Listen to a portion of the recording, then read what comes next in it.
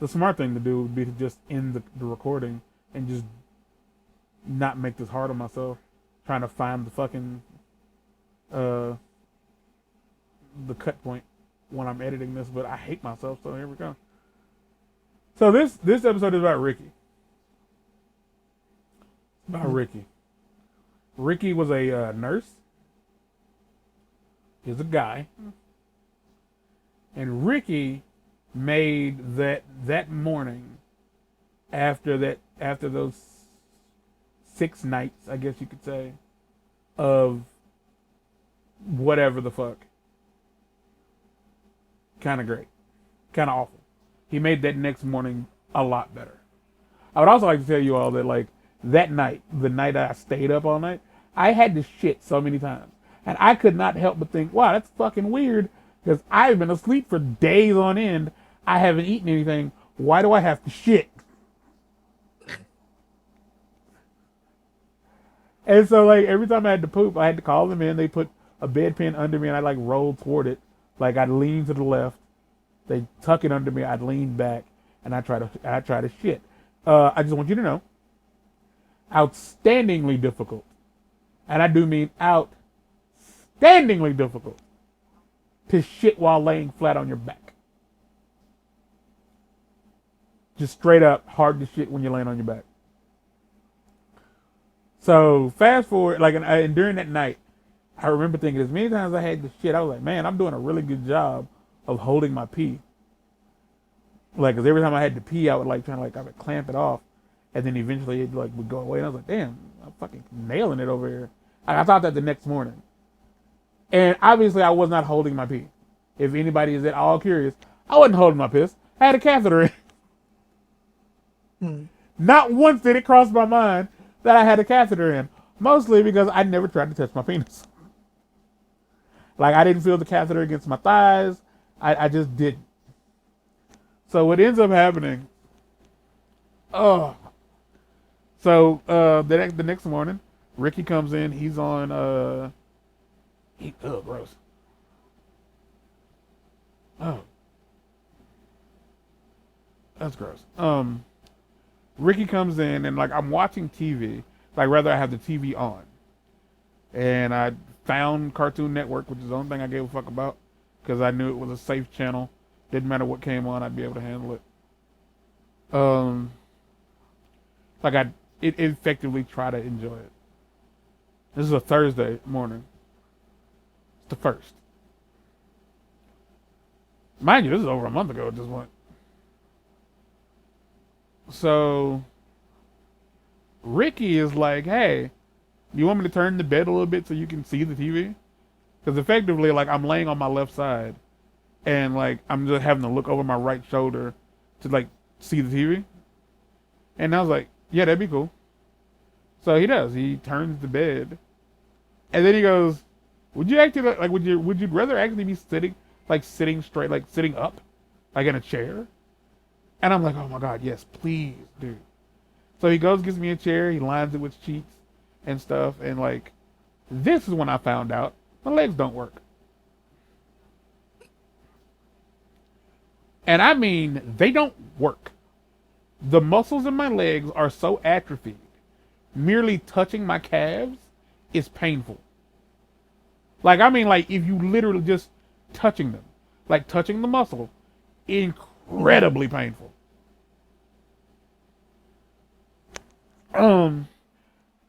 They apparently gave, well, they oh my God. Yeah, so also the night that they were, I'll call it, what they were doing was, they were constantly having to take vitals.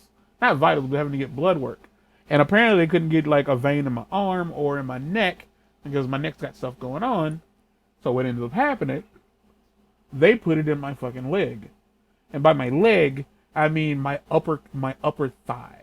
Very close to my junk. Like in like the crotch area. So every time this dude needed to come in and get blood, he had to come in and lift up my skirt. So even if I had gone to sleep, like if I had rolled over and like fell asleep on my stomach like I normally do, like this dude was definitely gonna wake me up to have me roll over so he could draw blood. And he was in there a lot. So eventually, like, so Ricky's like, you want to just sit up, like in a chair? And I'm like, yes, because like I hate, like, he's like, yeah, I don't like laying in bed all day either. And so,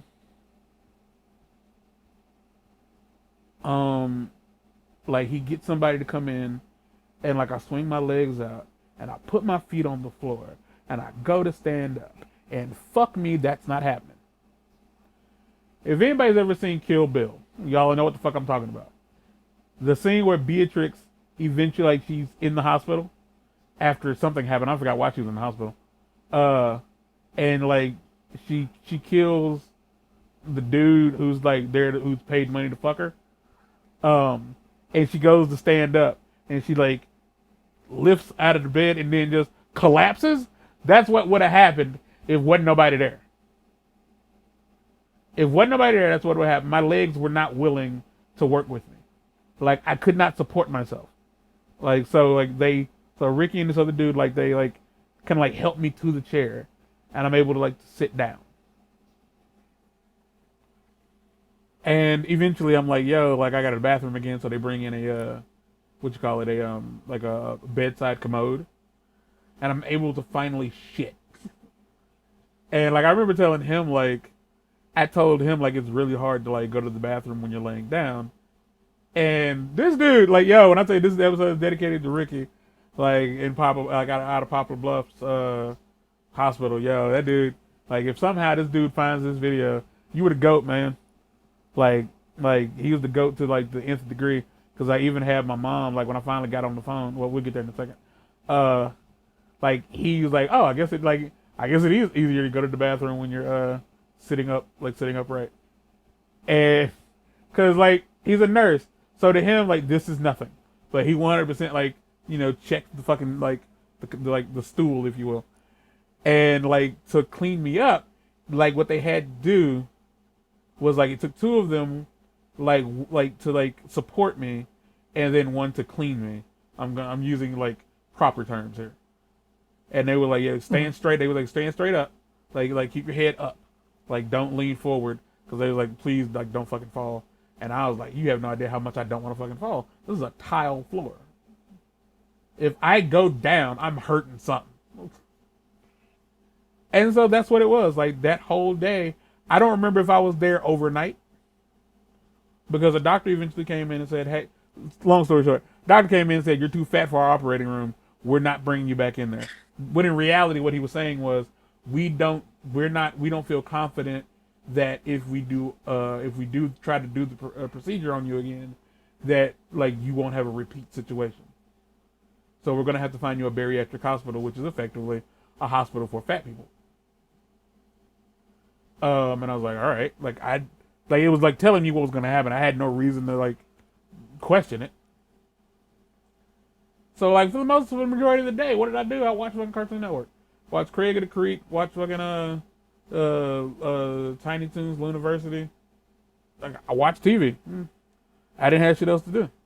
But at one point, Ricky was like, "Is there anything I can do for you?" I was like, I'd like to have my phone. So Ricky goes and he grabs my backpack and he's looking at my stuff, and he's like, and I told him there's like some charges and da.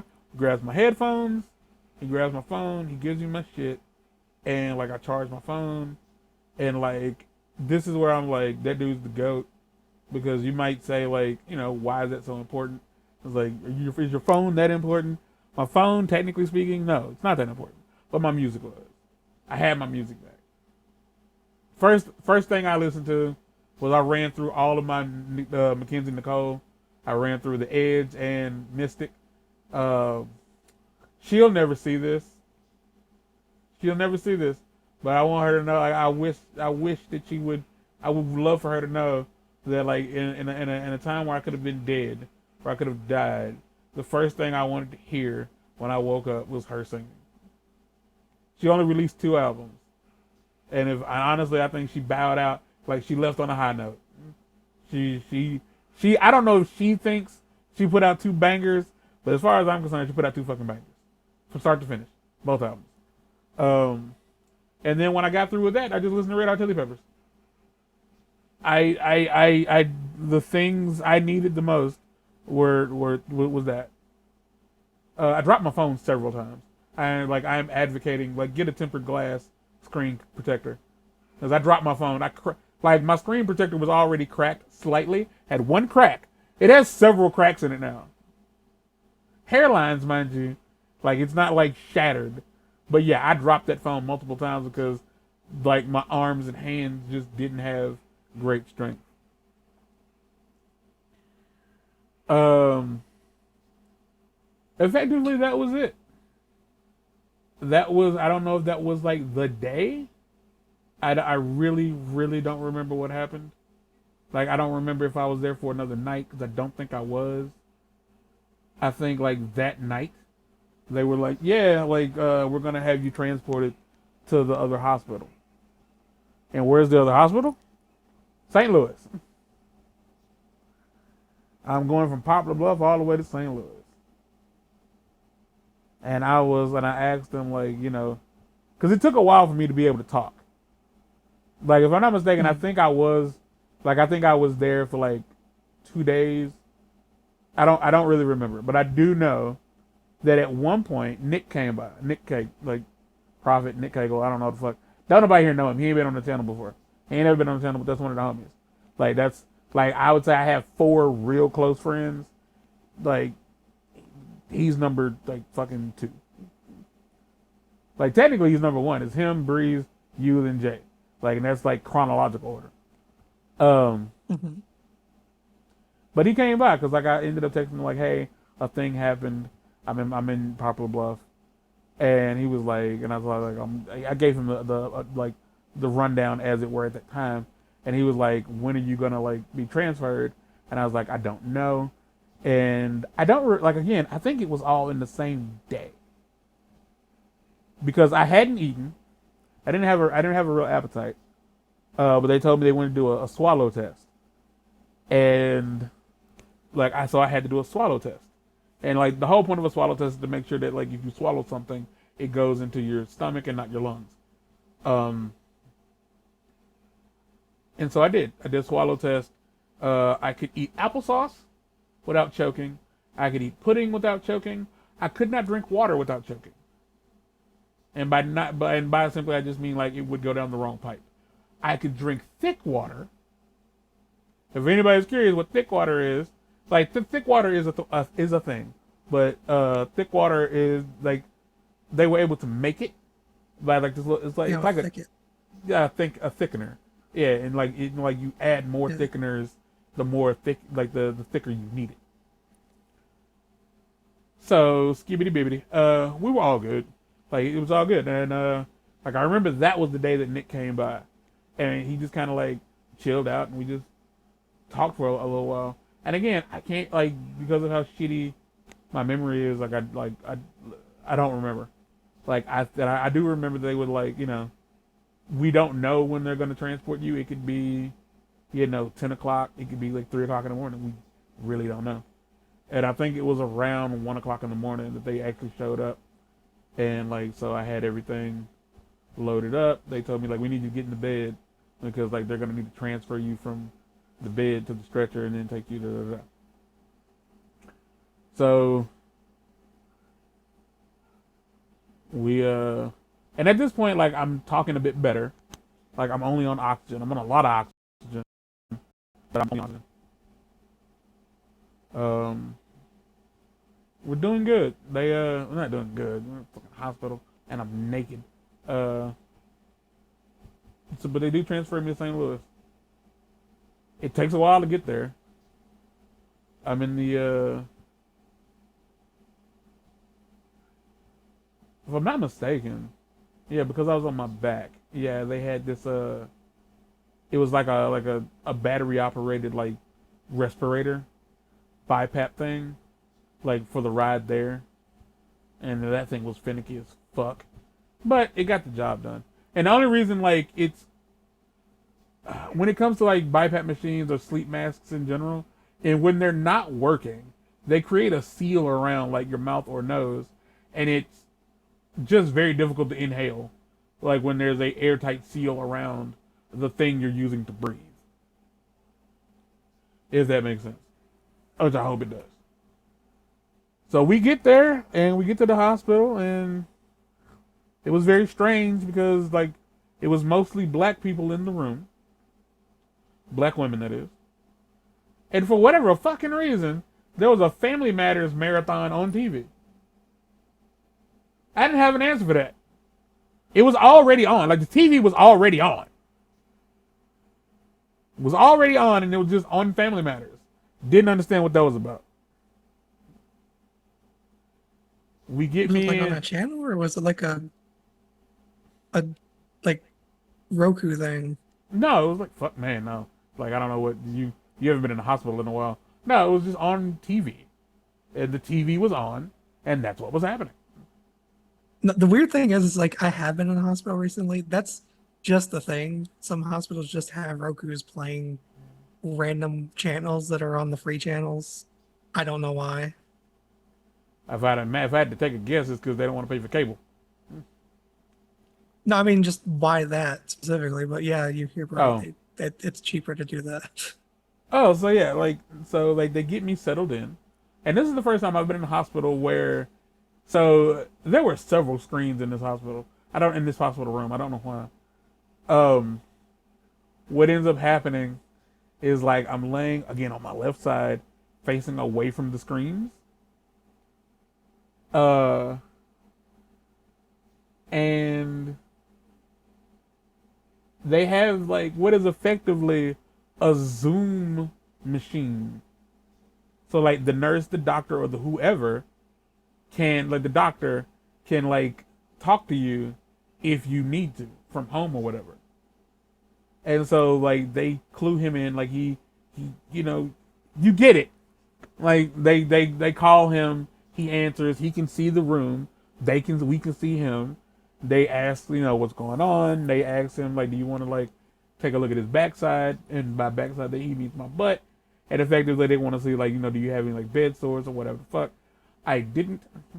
They gave me some kind of like injection to like help avoid that while I was incapacitated. That was nice. And the next morning, is when they, which I guess at this point it's the second, maybe. The next morning is they were like, yeah, tomorrow morning we're gonna take you down to the OR and we're gonna put the thing in. So they did. I don't remember going to sleep because it was early in the morning. It was like 2, 3 o'clock in the morning when we got there. So by the time we get there, that happens. They eventually find the the respirator people, the respiratory therapist. They bring up a BiPAP machine. They get it on. It doesn't really fit, but it's whatever. And yeah, I think I went to sleep.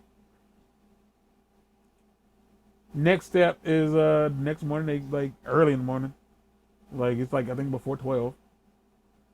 They take me down to the thing, and then to the OR. They take me down to the OR, and I remember I laid on my back for the first time since since this has all happened, and I could breathe just fine on my back. I felt good, and they were like, and I asked them how long would it take to do this procedure, and she's like, well, it depends. It could be anywhere from like 20 minutes to 2 hours. And I said, I'm gonna err on the side of optimism. I'm gonna say he got this done. He can get this done in less than 20 minutes because I just felt good. I was also at the point where I was just like, yeah, I'm just constantly trying to make jokes. I don't remember why I felt like I don't remember them like making me stand. I don't remember why they made me stand, but I do remember at one point like I had to stand up for something. I had to like transfer my seat, like transfer from the bed to something else. And I told them like, if I start to fall, don't be no hero. And one of the black nurses was like, so basically, if you fall, just let you fall. And like I was making jokes as often as I could, and I think I only got laughs out of like one fucking nurse. And I was like, fuck it, I'll take it. Like I'll take what I can take. I'm in the OR cracking jokes, like not good ones, but like and not like often, but I'm busting a joke here and there. And like when I tell you, like just straight up, did I leave that water? No, I didn't. Where the fuck is my water? Oh, because my goddamn mouth is dry. Oh my gosh.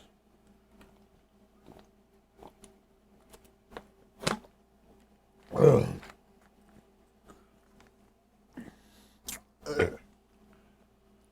What's that? We get into the OR. Sorry if I'm starting to like ramble. I am tired. Not tired, but I'm getting sleepy. And I got shit to do before I go to bed. Again, I'm like, yo, he's gonna do it in 20 minutes. Bet that. Watch that. Watch that. Watch that. Watch that. Watch that. Watch that shit. Watch that shit. And I'm on my back. I don't feel stressed. I'm able to breathe.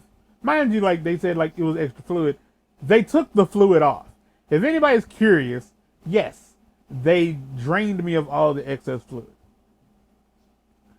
So like, I feel better. Like my knee doesn't hurt anymore. Like my back doesn't hurt anymore. This thing I thought was a fucking hernia for the past couple of years, it just was extra fluid. When I was in the hospital in 22, they got a lot of the surface fluid, but there's this thing called third spacing. And third spacing effectively is there's fluid, extra fluid can be in your blood and it can be in your tissue. But the third place it can be is in between the two. Like it can like create like these little spots, like these pockets, and the fluid can build up in those pockets. And when that happens, the only way to get it out is to tap the area, which is effectively they put a needle in the area and let the fluid drain out. And that's what was causing my back to hurt. That's what was fucking up my knee. And yeah, like a lot of that got resolved. So we get into the OR for the 5th goddamn time. We get into the OR, and it takes a fucking minute for them to get started. They gotta like quarantine the area. They gotta put stuff over my face, this, that, and the third. And eventually, dude comes in, and he goes to put the catheter in. Now, it's at this point I learned that dialysis catheters are not one size fits all. And this is apparently was something they told my mom on the phone. But yeah, dialysis catheters are not one size fits all. Now, mind you, when I was in the OR and I passed out, they did put the new catheter in. But they were like, yeah, like the blood in your system isn't good. And the blood in that catheter is not good. That needs to be taken out. Yes, we put it in. Yes, it needs to be taken out immediately. And you need a fresh one put in. So I'm getting a new one put in. So yeah, they're not one size fits all. The length of your catheter is based on your height and weight, because the distance from my shoulder to my heart is not the same distance from your shoulder to your heart. So it's the same reason like we can't wear the same size shirt and same size condom. Like we're just built differently. So, and one of the nurses in there was just like so fucking frustrated because she's like, I don't understand, like why would they put this size catheter in him? It clearly was never gonna work. She's like, it was just gonna continue to fail every time. And like it was like to the point where she was like, huh, that's weird. Don't know why they did that. It was almost like, in her opinion, it was fucking negligence. And so I have the right size catheter in my chest. It took the dude about 20 minutes. Because the guy because I told y'all the dude that went in there before cleared all the scar tissue away. Literally, it just slipped in. That's it. Like, it just slipped right into place.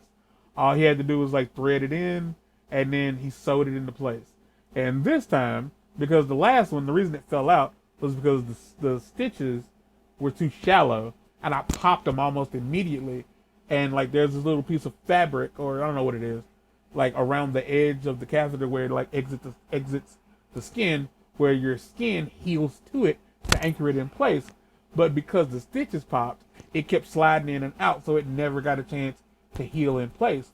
Whereas like this one, this dude put these stitches in there deep. And I'm talking deep, deep.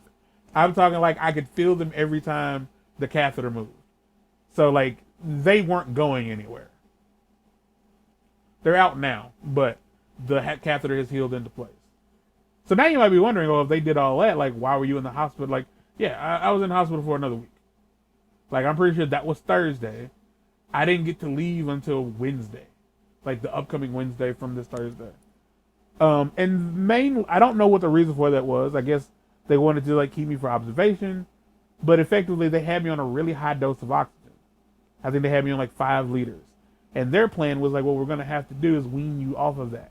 We're going to have to get you down to something manageable for when you go home, which is usually for most people about 2 liters or 3 liters of oxygen. And eventually they did get me down to 3 liters of oxygen. And there's nothing else really interesting to tell about my time in the hospital in St. Louis. It's the one that starts with Joy. I don't remember what it's called. But I can tell you about things that happened while I was there. Not a whole lot. I found out what my threshold for pain is, as like I had multiple people try to like get a vein in my arm for a catheter because they had a catheter in my groin, and they wanted to get that out because it was in a gross place, and like it could have like risked infection. You know what I mean? Yeah. Okay. It's a sweat pocket. Yeah. And to be fair, I didn't have on clothes. So here's what ends up happening. And I thought this shit was kind of great. So I tell Jay, yo, so I'm gonna they're transferring me to St. Louis. And he's like, which hospital? And I tell him which one, and he's like, no, not that one. Because apparently this hospital is the hospital people in St. Louis don't go to. Like this, it's an older hospital. You can tell by the flooring and the ceiling tiles, but it has like updated amenities in it.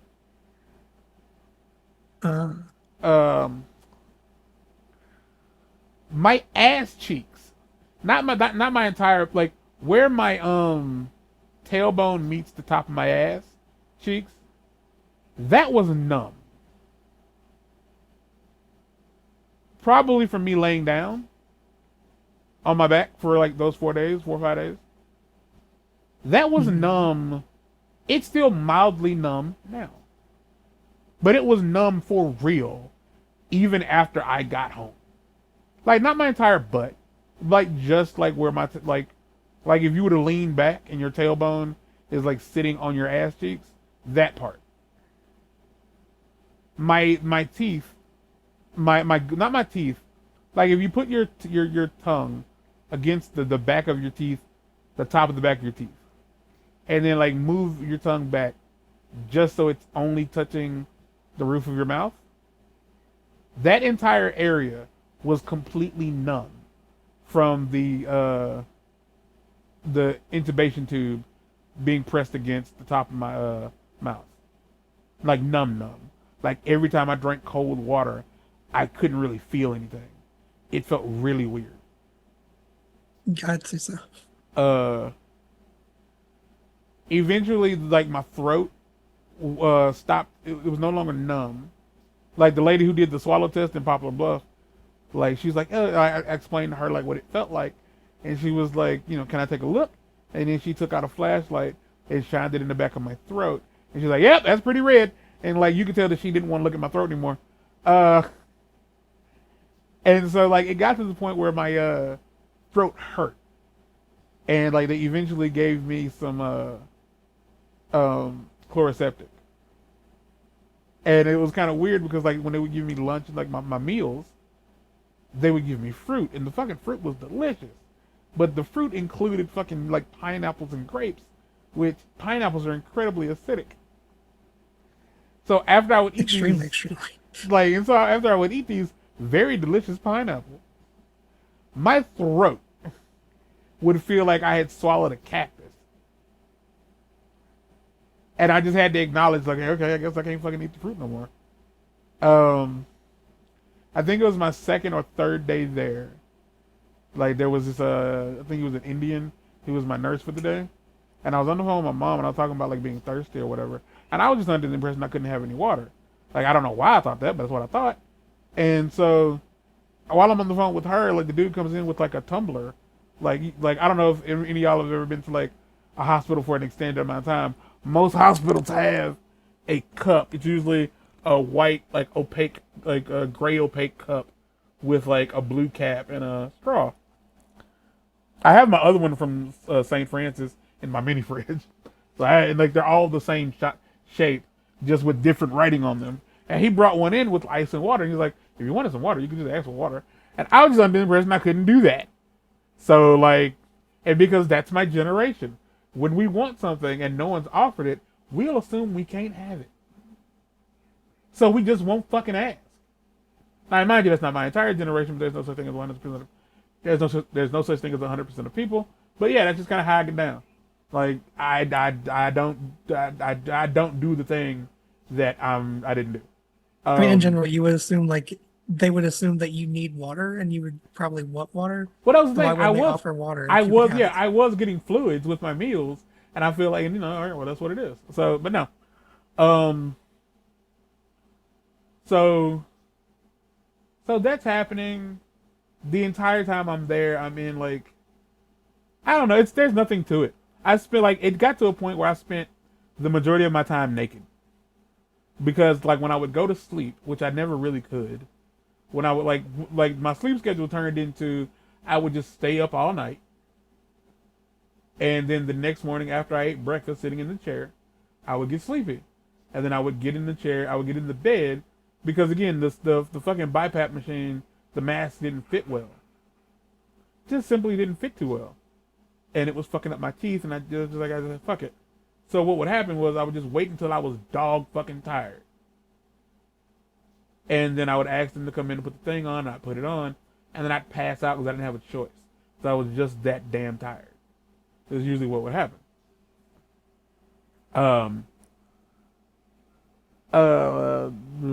What else? Yeah, I got to a point where I was just naked for the majority of the time. I never got a room. They eventually was like, yeah, we're going to put you in a regular room. Because like you're out of the scary part, but I don't know how to word this, but like there was a loophole because they wanted to be able to like do my dialysis, and like the only way to have someone do the dialysis in my room was if I was in ICU. So they kept me in ICU the entire time I was there, like the entire fucking time I was there. Oh my gosh.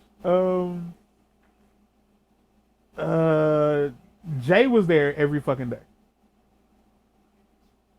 Every day.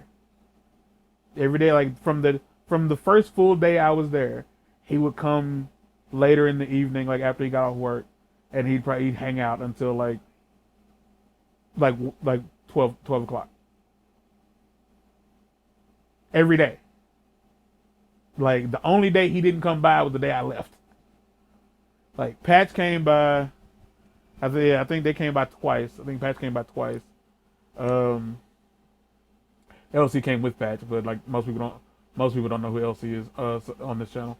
So yeah. So like yeah, Jay was there every day. Eventually I got tired of being naked. And so what I did was I hopped on Amazon, and I literally just bought some shorts. And I was like, I'm gonna just roll the dice here. And they was like, yo, don't worry about it. Like, we can just give you a pair of, like, we have clothes for these situations. And like at the time they didn't have any, so I was like, no. And like the nurse who was on, and like when I was telling her about this, she was like, well, when are they gonna be delivered? I was like, tomorrow. She's like, oh, well, fine then. And so like, no, I got my clothes. Like eventually I got a pair of shorts, because I can't stress to y'all now. I say I was naked.